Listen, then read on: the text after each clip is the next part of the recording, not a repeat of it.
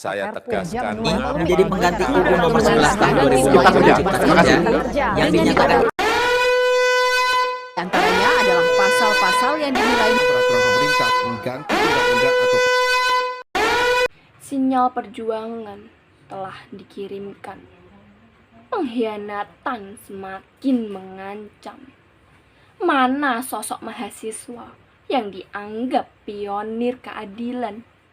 Dengan ini, saya, Latifah Ilma Cahyaningrum, dari Prodi Hukum Tata Negara 2B dengan NIM 330302200002, mengajak seluruh elemen mahasiswa untuk berpartisipasi dalam refleksi penolakan Perpu Cipta Kerja. Akhir-akhir ini satu Indonesia lagi panas-panasnya ngomongin satu masalah yang sama, Undang-Undang Omnibus Law Cipta Kerja. Jalanan rakyat turun demonstrasi di media sosial. Kita perang misi informasi. Dan pastinya di tengah-tengah kekacauan ini, banyak orang jadi bertanya, kenapa sih pemerintah bersikeras untuk menerapkan UU ini? Dan apa tujuan Omnibus Law ini sebenarnya? Baik, kalau pemerintah ditanya, pasti satu jawabannya. Untuk Indonesia jadi negara yang lebih maju. Dan pastinya orang-orang sering debat, gimana caranya suatu negara bisa jadi maju. Tapi mungkin ternyata jarang disadari. Sebenarnya kalau kita melihat kemajuan, pasti ada polanya. Polanya adalah pertama-tama usaha orang-orang dimulai dari pertanian, yang dimana ia menutupi suatu kebutuhan dasar hidup. Ada beberapa poin kontroversial UU Cipta Kerja. Yang pertama adalah waktu istirahat dan cuti. Ini juga terkait dalam pasal 79 ayat 2 huruf B, yang mengatur bahwa istirahat mingguan pekerja ini menjadi 1 hari dalam waktu 6 hari kerja. Selanjutnya adalah upah.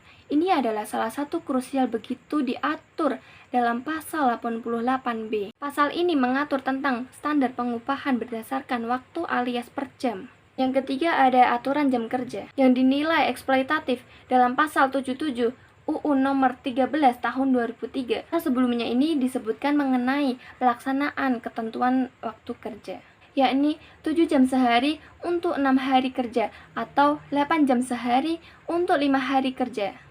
Sementara pada UU Cipta Kerja pasal 77 disebutkan bahwa waktu kerja paling lama 8 jam dalam waktu 1 hari dan 40 jam dalam waktu 1 minggu.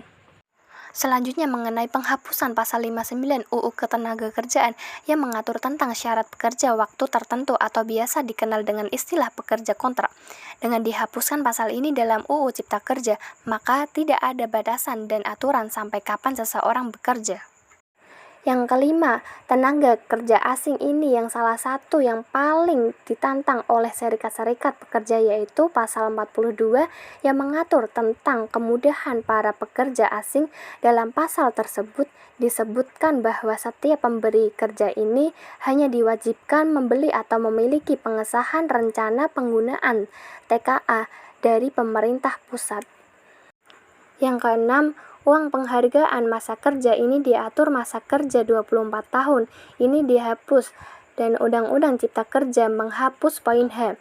Dalam pasal 156 ayat 3 terkait penghargaan bagian pekerja atau guru yang memiliki masa kerja 24 tahun atau lebih. Yang ketujuh, jaminan pensiun ini juga menjadi salah satu yang terkena imbasnya sebab RUU Cipta Kerja menghapus sanksi pidana bagi perusahaan yang tidak mengikut sertakan pekerjaan atau guru dalam program jaminan pensiun. Dan yang terakhir, pesangon.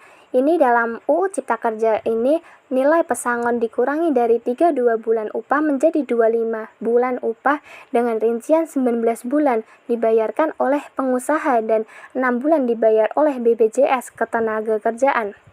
Lantas, dari mana BPJS Ketenagakerjaan ini mendapatkan dana untuk membayar pesangon?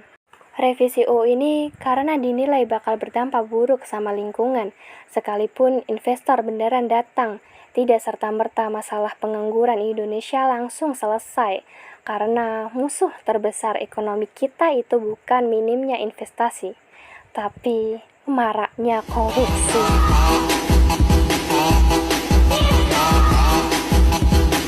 Jadi ya meskipun ribet banget, mau gimana pun Indonesia gak bakal jadi negara maju, kalaupun keterampilan kaum kerjanya yang tidak berkembang. Fakta sedihnya pendidikan Indonesia di tingkat dunia masih sangatlah rendah. PR besar kita adalah majuin pendidikan, cetak generasi emas yang cerdas, terampil, dan punya skill untuk bersaing. Hidup mahasiswa, hidup rakyat Indonesia.